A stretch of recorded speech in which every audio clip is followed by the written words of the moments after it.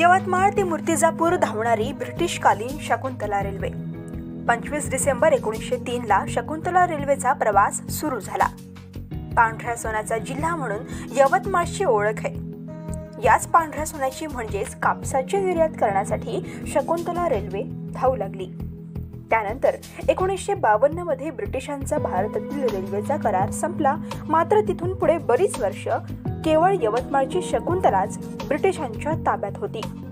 पण एकेकाळी दीनदुबळ्या जनतेची लाईफलाईन म्हणून ओळखल्या जाणाऱ्या शकुंतला एक्सप्रेसची चाकं सध्या काही कारणांनी थांबलेली आहेत। इतकंच नाही तर शकुंतला रेल्वेचे ट्रॅक सध्या दयनीय अवस्थेत आहेत। ऐतिहासिक रेल्वेची अशी अवस्था बघून शकुंतला सत्याग्रह समितीच्या वतीने रेल्वे वाचवण्यासाठी प्रयत्नही केले जात आहेत। शकुंतला रेल्वेला ब्रिटिशकालीन काय इतिहास आहे आणि शकुंतला रेल्वे बंद असल्यामुळे काय प्रतिक्रिया व्यक्त होत आहेत जाणून घेऊया। शकुंतला रेल्वे बचाव सत्याग्रहाच्या वतीने गेल्या 2011 सालापासून हा सत्याग्रह सातत्याने सुरू आहे।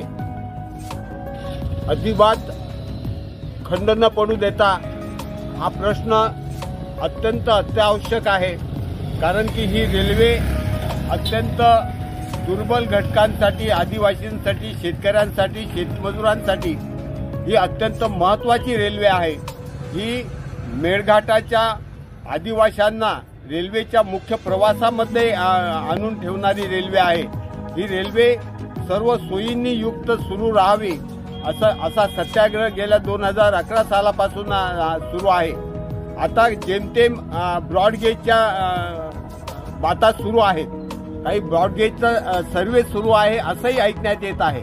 पण शकुंतला रेल्वे बचाव सत्याग्रहाची एकूणच जी मूळ मागणी जी होती, ती मूळ मागणी अशी होती की जी रेल्वे सुरळीत सुरू होती ती अचानक किरकोळ कारणांसाठी बंद केल्या गेली, ती तातडीने सुरू करण्यात यावी आणि त्याच्यासाठी काही मोठा खर्च नव्हता।